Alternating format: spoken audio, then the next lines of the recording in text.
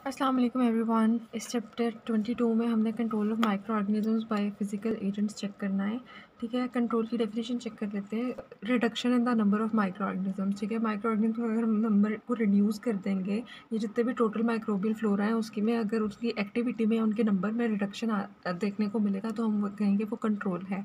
और कंट्रोल हम क्यों करते हैं? ताकि हम किसी डिजीज़ से या किसी इन्फेक्शन से प्रिवेंशन हासिल कर लें। ठीक है, और जो अनडिज़ायरेबल माइक्रो ऑर्गेनिज्म है उनकी ग्रोथ को हम प्रिवेंट करा लें। एक बैक्टीरिया की अगर रिप्रोडक्शन की एबिलिटी अगर वो लूज़ हो जाए तो वो इरिवर्सिबली लूज़ हो जाएगी और उसे हम डेथ कहेंगे। अगर वो इरिवर्सिबली लूज़ हो जाएगी तो वो डेथ है। ठीक, माइक्रो ऑर्गेनिज्म सारी बात है डेड हो जाएंगे और ग्रो नहीं करेंगे। इसकी एग्जांपल इस तरह से हम लेते हैं कि अगर इकोलाई का मैं हीट ट्रीटमेंट दूँ, इकोलाई के सस्पेंशन को हीट ट्रीटमेंट दूँ और वो सस्पेंशन मेरे पास अगर ट्रिप्टिकेस स्वाई अगर में प्रेजेंट है तो इकोलाई उस केस में ग्रो करेगी। लेकिन अगर मेरे पास जो मीडियम है वो बाइल सॉल्ट से सच एज डीऑक्सीकोलेट अगर, तो इकोलाई वहाँ पर ग्रोथ शो नहीं करेगी और उसकी डेथ हो जाएगी। तो डेथ ऑफ बैक्टीरिया की बात करते हैं कि अच्छा, सबसे पहले बैक्टीरिया जो है वो एसिडिक एनवायरनमेंट बहुत ज़्यादा इफेक्ट होता है उन्हें, कि अगर हॉट एसिड किसी बैक्टीरिया के पास रखेंगे तो बैक्टीरियल सस्पेंशन जो है वो किल हो जाएगा। बैक्टीरिया के सेल्स को हम कह सकते हैं कि वो हमारा टारगेट है। ठीक है, अगर बैक्टीरिया सेल्स हमारे टारगेट हैं तो हमने उन्हें शूट करना है बाय बुलेट्स। ठीक है, और बुलेट्स हमारे पास क्या होंगी? हमारे फिजिकल एजेंट्स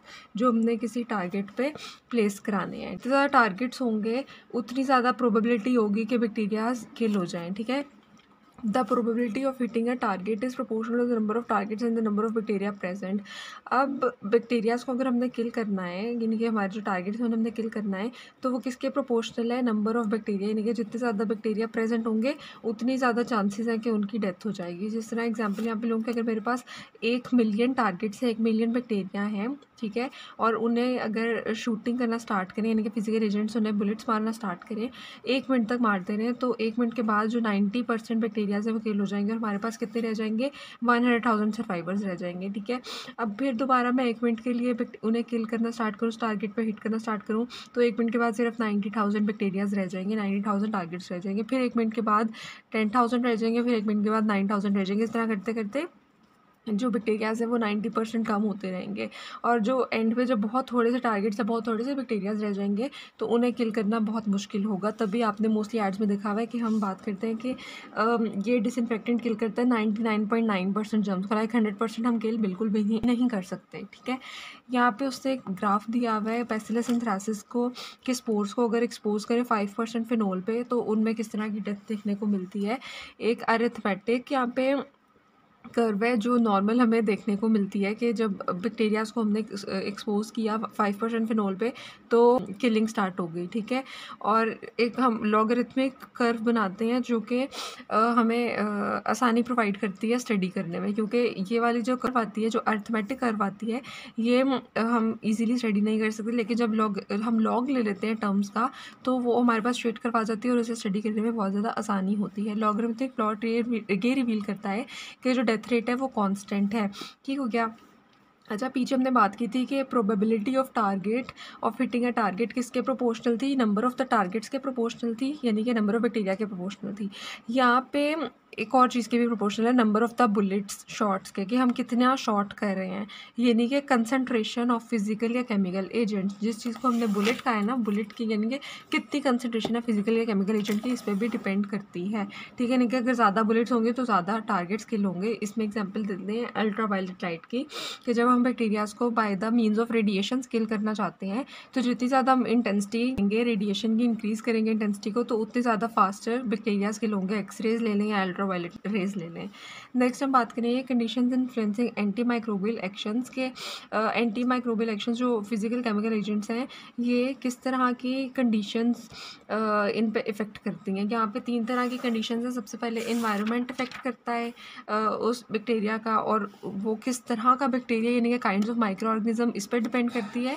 और फिजियोलॉजिकल स्टेट ऑफ सेल्स, यानी कि सेल किस एज में है या उसकी क्या स्टेट है, इस पर डिपेंड करती है। सबसे पहले इन्वायरमेंट में हमारे पास 5 पॉइंट्स हैं कि किस तरह के इन्वायरमेंट में किस तरह की डिस्ट्रक्शन देखने को मिलती है, ठीक है, कौन सा इन्वायरमेंट जो है ज़्यादा बैक्टीरियाज को डिस्ट्रॉय करता है। सबसे पहला पॉइंट है effectiveness of heat is much greater in acidic then in alkaline material, ठीक है।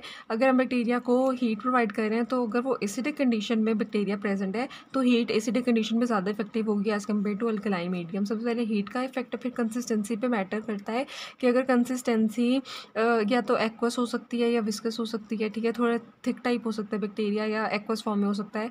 तो कंसिस्टेंसी डिपेंड करती है पेनिट्रेशन पे कि वो जो फिजिकल या केमिकल एजेंट है वो कितना पेनिट्रेट कर सकता है उसके अंदर। नेक्स्ट हम बात करते हैं कार्बोहाइड्रेट्स की। अगर कार्बोहाइड्रेट्स की कंसनट्रेशन हाई है तो थर्मल रेजिस्टेंस ज़्यादा हो जाएगी। थर्ड हम बात करते हैं एक्सट्रेनस ऑर्गेनिक मैटर की कि अगर उस इन्वायरमेंट में किसी तरह का आउटसाइड इन्वायरमेंट में ऑर्गेनिक मैटर पड़ा हुआ है तो वो यूज़ कर देगी एफिशिएंसी को फिजिकल एजेंट्स या एंटी माइक्रोबियल एजेंट्स की। और पांचवा पॉइंट ये है कि अगर टेम्परेचर और साथ में कोई और केमिकल एजेंट को दोनों को इकट्ठे यूज़ करें तो ज़्यादा से ज़्यादा माइक्रो ऑर्गेनिज्म में डिस्ट्रक्शन में देखने को मिलेगी। 5 पॉइंट से सबसे पहला हीट था, फिर कंसिस्टेंसी था, फिर कार्बोहाइड्रेट्स था, उसके बाद फिर एक्सट्रेनस ऑर्गेनिक मैटर था और फिर एंड पे increase in temperature with that of chemical agent था, ठीक है। इसका यहाँ पे इन्होंने डायग्राम दी हुई है कि अगर टेम्परेचर को हम इंक्रीज़ कराएं विद रिस्पेक्ट टू किसी केमिकल एजेंट के, यहाँ पे फिनोल को यूज़ किया हुआ है और एशकिरिशा कोलाई की उन्होंने ग्राफ दिखाया हुआ है कि 42 डिग्री 30 से 42 डिग्री सेल्सियस पे ई कोलाई बिल्कुल ही ख़त्म हो जाती है अगर हम टेम्परेचर को इंक्रीज़ करें फिनोल की प्रेजेंस में। काइंड्स ऑफ माइक्रो ऑर्गेनिज्म में देख लेते हैं कि माइक्रो ऑर्गेनिज्म किस काइंड का है। हमें पता है कि माइक्रो ऑर्गेनिज्म कभी होता है बैक्टीरिया, कभी वेजिटेटिव फॉर्म में होता है, कभी हमें स्पोर्स की फॉर्म में देखने को मिलता है। तो जो वेजिटेटिव सेल्स हैं वो ईजीली ससेप्टेबल हो जाते हैं, यानी कि ईजीली किल हो सकते हैं, लेकिन जो स्पोर्स हैं वो हमें रेजिस्टेंस शो करवाते हैं। अब फिजियोलॉजिकल स्टेट ऑफ सेल्स में बात करते हैं कि बैक्टीरिया की एज क्या है। जो यंग बैक्टीरियाज हैं वो बहुत जल्दी किल हो जाएंगे, ठीक है, और जो ओल्ड या डोरमेंट वाले बैक्टीरियाज हैं वो हमें ज़्यादा उनमें डेथ देखने को नहीं मिलेगी और ज़्यादा उन पे फिजिकल एजेंट्स का कंट्रोल नहीं होता। यहाँ पे डायग्राम को देखें तो जो ग्रीन वाले रिप्रेजेंट कर रहे हैं वो यंग वाले बैक्टीरियाज को रिप्रेजेंट कर रहे हैं और जो ग्रे हैं वो ओल्ड बैक्टीरियाज का कल्चर है।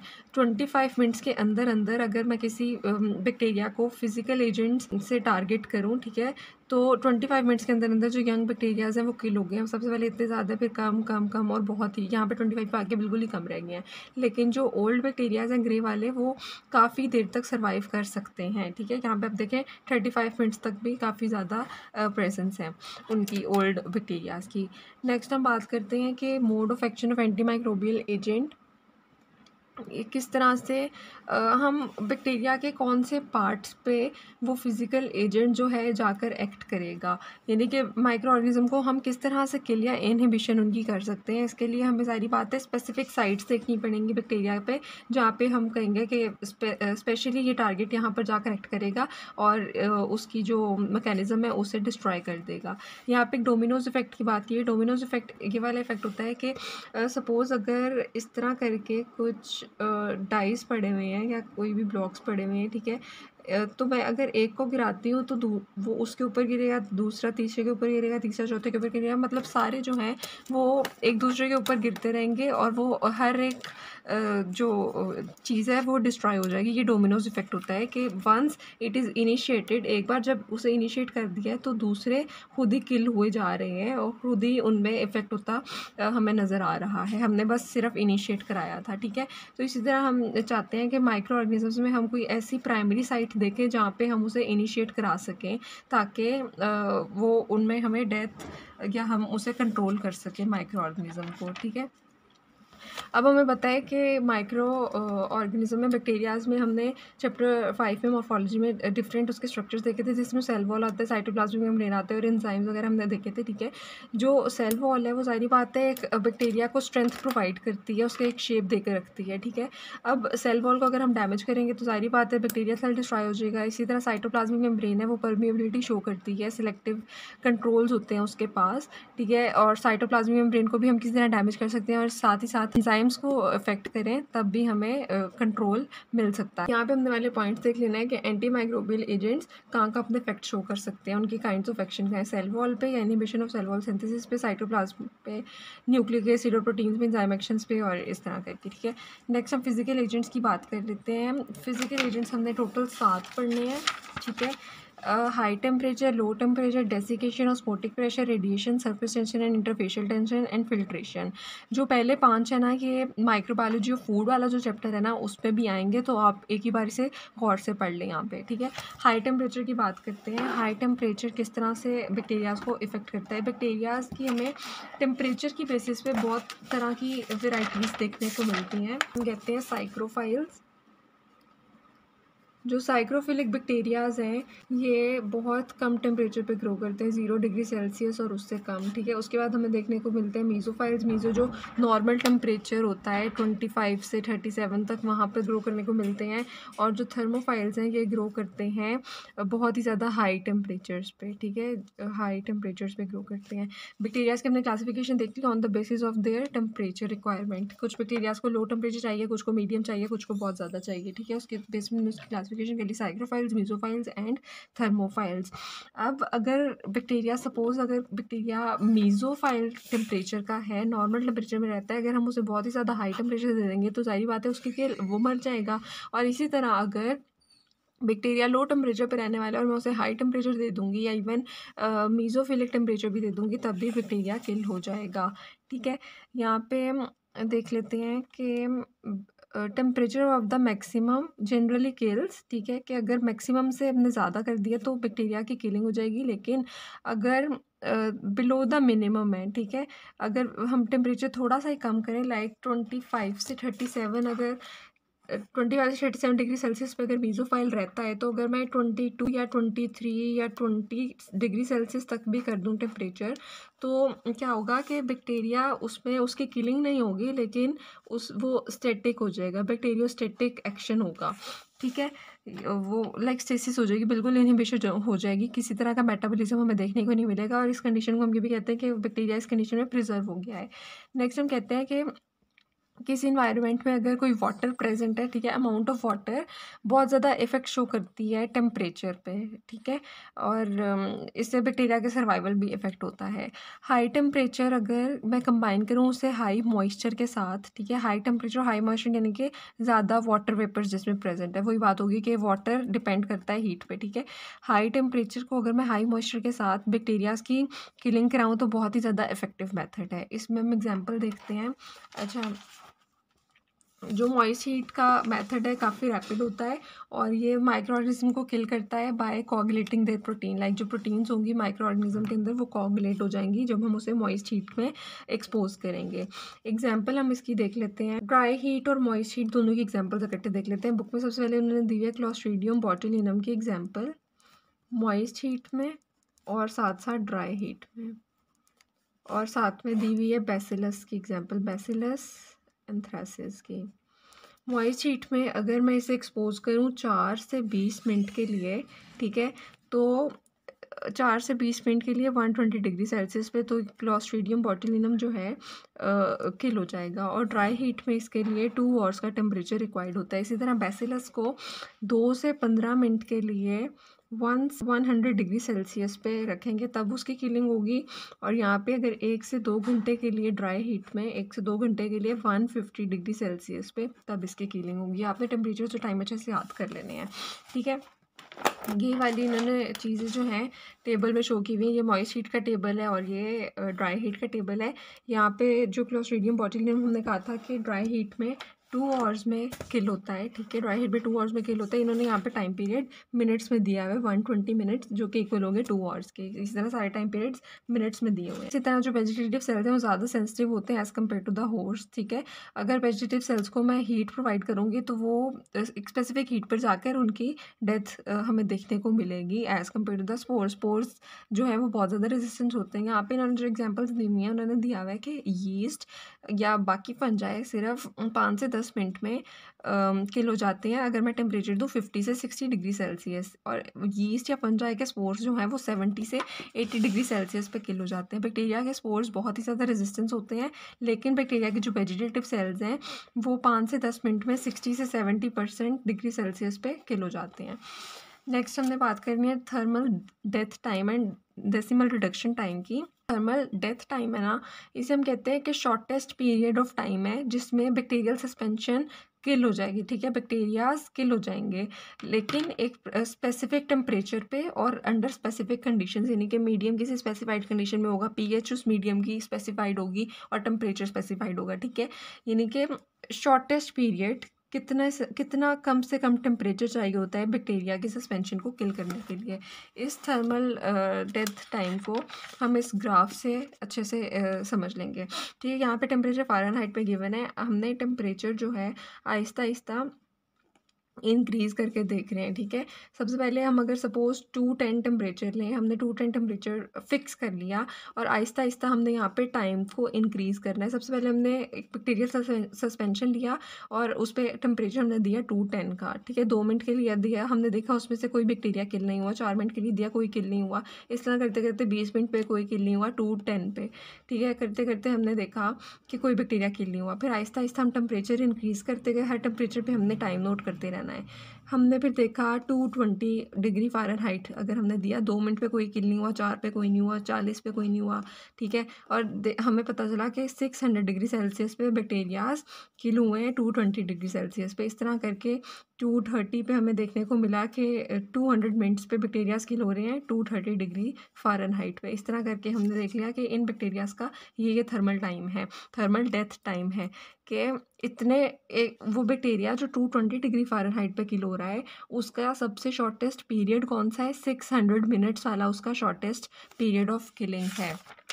ठीक है, shortest period of time to kill उस बैक्टीरिया का कितना है, 600। इस तरह के थर्मल डेथ टाइम की हमारे पास आ गई डेफिनेशन। अब डेसिमल रिडक्शन टाइम ऐसा टाइम है जो माइक्रो ऑर्गेनिजम्स को 90% रिड्यूस कर देगा। ठीक है, उनकी पॉपुलेशन में 90% हमें रिडक्शन देखने को मिलेगी और ये वाला टाइम भी मिनट्स में है। ठीक है, और इसे हम कहते हैं कि इट इज़ इक्वल टू, यानी कि तब हमें देखने को मिलता है जब बैक्टीरिया एक 1 लॉग साइकिल पास कर चुका होता है। 1 लॉग साइकिल क्या होती है कि मैंने पीछे आप लोगों को एक्सप्लेन कर दिया था कि हम लॉगरिथमिक कर्व क्यों बना लेते हैं ताकि हमें पढ़ने में और उसे स्टडी करने में ईजी हो जाए। ठीक है, तो अब यहाँ पे अगर मेरे पास थर्मल डेसिमल रिडक्शन टाइम का ग्राफ है। ठीक है, इसे मैं डी वैल्यू भी कहती हूँ डेसिमल रिडक्शन टाइम को। तो डी वैल्यू जो है वो टाइम पे डिपेंड नहीं करती। ठीक है, इंडिपेंडेंट ऑफ द टाइम। ठीक है, इस पे टेम्परेचर फिक्स होता है और टाइम वेरी करता रहता है। अब 1 लॉग डिक्रीज़ क्या है कि बैक्टीरियाज में 1 लॉग, यानी कि 1 लॉग, ये 1 लॉग था, ये 1 लॉग है, ये 1 लॉग है। ठीक है, उसमें 1 लॉग डिक्रीज़ है, यहाँ पे 1 लॉग डिक्रीज़ है, ये 1 लॉग डिक्रीज़ है, ये 1 लॉग डिक्रीज़ है। ऐसे ऐसे बैक्टीरिया सारी बातें डिक्रीज़ कर रहे हैं। ठीक है, अब जो बैक्टीरिया 1 लॉग डिक्रीज़ जितने टाइम में ये वाला डिक्रीज़ होगा उतने टाइम में ये वाला 1 लॉग डिक्रीज़ होगा, उतने टाइम में ये वाला लॉग डिक्रीज़ होगा और उतने टाइम में ये वाला लॉग डिक्रीज़ होगा। यहाँ पे हमें देखने को मिलता है कि 20 मिनट्स रिक्वायर हैं उस बैक्टीरिया का 1 लॉग डिक्रीज़ में, यानी कि उसका डेसिमल रिडक्शन टाइम कितना है, 20 मिनट्स। और इसी तरह करके वो सारे बैक्टीरियाज 20 मिनट्स करके उनके हमें decimal reduction time up to 90% killing देखने को मिलती है। ये वाली जो प्रोसेसेस हैं थर्मल डेथ टाइम और डेसिमल रिडक्शन टाइम भी स्पेशली माइक्रोबायोलॉजी ऑफ फूड में और जहाँ पे फूड जो कैंड फूड होती है उसकी स्पॉयलेज की प्रिवेंशन में ये बहुत ज़्यादा रोल प्ले करते हैं, ये वाली terms. Application of high temperature for destruction of micro organism के अब हम हाई टेम्परेचर किस तरह से प्रोवाइड करेंगे माइक्रो ऑर्गेनिजम्स को। ठीक है, तो यहाँ पे हाई टेम्परेचर दो तरह से प्रोवाइड किया जा सकता है, या तो मॉइस्ट हीट की फॉर्म में या ड्राई हीट की फॉर्म में। मॉइस्ट हीट में हमने 4 पढ़ने हैं। सबसे पहले हमने पढ़ना है स्टीम अंडर प्रेशर, इसे हम कह सकते हैं कि लाइक प्रेशर कुकर वाली हीट, प्रेशर में स्टीम, जिस तरह ऑटोक्लेव या प्रेशर कुकर हम एग्जांपल्स लेते हैं इसकी। ठीक है, और साथ में फ्रैक्शनल स्टेरिलाइजेशन, फ्रैक्शनल मैं यहीं से दिखा देती हूँ, steam under pressure, fractional sterilization, साथ में बॉइलिंग वाटर एंड पास्चराइजेशन, 4 इसके हैं। और ड्राई हीट में 2 हैं, हॉट एयर स्टेरिलाइजेशन और साथ में इंसिनरेशन। सबसे पहले स्टीम अंडर प्रेशर की बात कर लेते हैं। आपने इसकी डायग्राम बहुत अच्छे से प्रैक्टिस कर लेनी है ऑटोक्लेव की। क्लेव जो है एक डबल जैकेटेड स्टीम चैम्बर है, ठीक है, और इसमें हम एक specific temperature, specific pressure maintain करते हैं ताकि हम बैक्टीरियाज को अच्छे से स्टेरिलाइज कर ले। यानी कि इसमें जो स्टीम है वो प्रेशर के अंदर रहती है और स्टीम सैचुरेटेड स्टीम होती है। Rapid heating, penetration and moisture in abundance, ये सारी चीज़ें देखने को मिलती हैं जिसकी वजह से कोगुलेशन ऑफ प्रोटीन्स हो जाती है और जो हमारे पास ऑब्जेक्ट है वो स्टेरिलाइज हो जाता है। हमने 6 चैप्टर में मीडिया प्रिपरेशन देखी थी कि मीडिया किस तरह प्रिपेयर होता है। जब मीडिया प्रिपेयर हो जाता है उसे भी हम स्टेरिलाइज करते हैं और वो हम ऑटोक्लेव में करते हैं। इसका जो मोस्ट इंपॉर्टेंट पॉइंट है वो यही वाला है कि हमने 15 पाउंड्स पर स्क्वायर इंच इसका प्रेशर रखना है और 121 डिग्री सेल्सियस पे रखना है, ठीक है। मीडिया इससे स्टेरिलाइज करते हैं solution, discarded cultures, contaminated materials, इन्हें स्टेरिलाइज करते हैं हम। अच्छा, अपना स्टेरिलाइजेशन में इस तरह है कि हमने फ्रैक्शंस में उस चीज़ को स्टेरिलाइज करना है। यानी कि कुछ ऐसे मटेरियल्स हैं जो ज़्यादा टेम्परेचर को बेयर नहीं कर सकते और वो ख़राब हो जाएंगे, तो हम उसे फ्रैक्शनल स्टेरिलाइज करते हैं। किस तरह से कि कुछ फ्रैक्शन में हमने हीट दी 100 डिग्री सेल्सियस, फिर हमने उसे इंक्यूबेशन में लगा दिया, फिर कुछ फ्रैक्शंस के लिए या कुछ टाइम के लिए हमने उसे हीट दी, फिर इंक्यूबेशन में लगा दिया। इस तरह करके हीट दी इंक्यूबेशन, हीट दी इंक्यूबेशन, हीट दी इंक्यूबेशन, और हीट हमने इसे देनी है हमेशा 100 डिग्री सेल्सियस पे, ठीक है। और ये हम 3 दिन के लिए करेंगे, 3 सक्सेसिव डेज। और 3 सक्सेसिव डेज से ये होगा कि जब बैक्टीरियाज के जो स्पोर्स हैं, अगर किसी तरह के रेजिस्टेंट स्पोर्स हैं, तो जब इंक्यूबेशन पीरियड आएगा तो वो उसमें जर्मिनेट करना स्टार्ट कर देंगे। और जब वो जर्मिनेट कर देंगे, हम दोबारा से जब उसे 100 डिग्री सेल्सियस हीट देंगे तो वो वेजिटेटिव सेल्स बन जाएंगे, क्योंकि जाहिर बात है जब रेजिस्टेंट स्पोर्स जर्मिनेट करते हैं तो वो किस में कन्वर्ट होते हैं, वेजिटेटिव सेल्स में, ठीक है। और वेजिटेटिव सेल्स हीट में जब आएंगे तो किल हो जाएंगे। लेकिन अगर रेजिस्टेंट स्पोर्स रेजिस्टेंट ही रहते हैं तो हम उन्हें किल नहीं कर पाएंगे। जिस अपरेटस में की जाती है उसे कहते हैं steam Arnold. Next boiling water की बात कर लेते हैं। बॉइलिंग वाटर जो है वो स्टेरिलाइजेशन में हेल्प नहीं करता, लेकिन डिसइंफेक्शन में हेल्प करता है। डिसइंफेक्शन क्या करता है, destruction of the vegetative cells. अगर हम किसी मटेरियल को शॉर्ट टाइम के लिए बॉइलिंग वाटर में रखें तो हमें डिसइंफेक्शन देखने को मिलेगी, लेकिन स्टेरिलाइजेशन नहीं होगी। और कुछ बैक्टीरियल स्पोर्स जो हैं वो इवन बॉइलिंग वाटर को भी विदस्टैंड कर लेते हैं, यानी कि उन कोई इफेक्ट नहीं शो करते। बैक्टीरियल स्पोर्स उसी के उसी तरह रहते हैं, बॉइलिंग वाटर उन्हें किल नहीं कर सकता। पास्चराइजेशन हमें बहुत अच्छे से पता है, एक कंट्रोल्ड हीट ट्रीटमेंट है। एक specific heat amount of heat specific amount of time के लिए हमने देनी है, ठीक है। 145 डिग्री फ़ारेनहाइट ऑलमोस्ट होता है 30 मिनट्स के लिए, और वो जो है सारे नहीं बल्कि कुछ ऑर्गेनिजम्स को डिस्ट्रॉय करती है, सारे ऑर्गेनिजम्स को नहीं करती। पास्चराइजेशन मिल्क की जाती है और भी बाकी प्रोडक्ट्स की कर सकते हैं, लेकिन जो पास्चराइज मिल्क है वो स्टेराइल नहीं होता, वो जस्ट पास्चराइज होता है।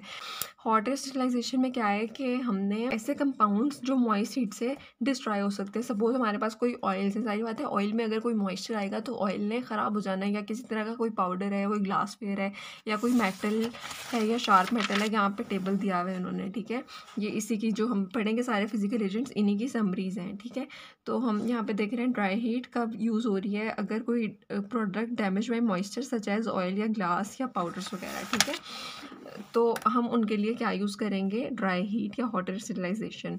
और इसमें हमने सिंपल क्या करना है, 2 और एक्सपोजर, ठीक है, at the temperature of 160 degree Celsius. ये वाला बस याद रख लें, 2 और एक्सपोजर एट 160 डिग्री सेल्सियस अगर लेबॉर्ट्री ग्लासवेयर है। और हम ड्राई हीट किस तरह से दे सकते हैं, या तो स्पेशल इलेक्ट्रिक और गैस ओवन होंगे, या इवन किचन स्टोव ओवन भी हो सकता है। इंसिनेशन का लफ्ज़ी मानी होता है किसी चीज़ को जलाना। हमें पता है हम लेबॉर्ट्री में बहुत सी नीडल से काम करते हैं, माइक्रो पिपेट्स होते हैं, माइक्रो नीडल्स होती हैं, ठीक है। या इवन लैब में हम जो ब्लड लेते हैं किसी बंदे का, ठीक है, तो हमें उस नीडल्स को ज़रूर वो करना होता है, डिस्ट्रॉय करना होता है, ताकि उससे फर्दर इन्फेक्शन कहीं और कॉज ना हो जाए, ठीक है। तो इंसुलेशन बहुत अच्छा मेथड है, यानी कि हम जलाएंगे। अगर मैं डायरेक्ट किसी बंसन बर्नर पे उस नीडल को रखूँ और वो इंसुलेशन कराऊँ तो क्या होगा कि डायरेक्ट उसमें से जो स्पैटरिंग होगी, ठीक है। स्पैटरिंग का लफ्ज़ी मायने होता है छिड़काना, ठीक है, यानी कि स्प्रिंकल करना। अगर मैं पानी पकड़ के ऐसे करूँ तो हर तरफ उसके पानी के ड्रॉपलेट्स स्प्रेड हो जाएंगे। इसी तरह जो अगर उस नीडल पे माइक्रो ऑर्गेनिजम्स हैं तो जब मैं उन्हें बंसन बर्नर पे रखूँगी तो उसमें से स्पैटरिंग होगी और माइक्रो ऑर्गेनिजम्स ज़ाहिर बात है दूसरे एरियाज़ तक स्प्रेड हो जाएंगे, ठीक है। तो ये वाला मेथड थोड़ा डेंजरस है, इस वजह से हम ऐसे इक्विपमेंट्स का यूज़ करते हैं जो जिन्हें हम इंसिरेटर कहते हैं। वो मतलब क्लोज होते हैं, हम ट्रांसफर नीडल को अगर उसके अंदर ऐड करेंगे और पीछे से बंसन बर्नर के थ्रू उसे हीट प्रोवाइड करेगा तो हम इजीली उसे इंसिरेट कर देंगे।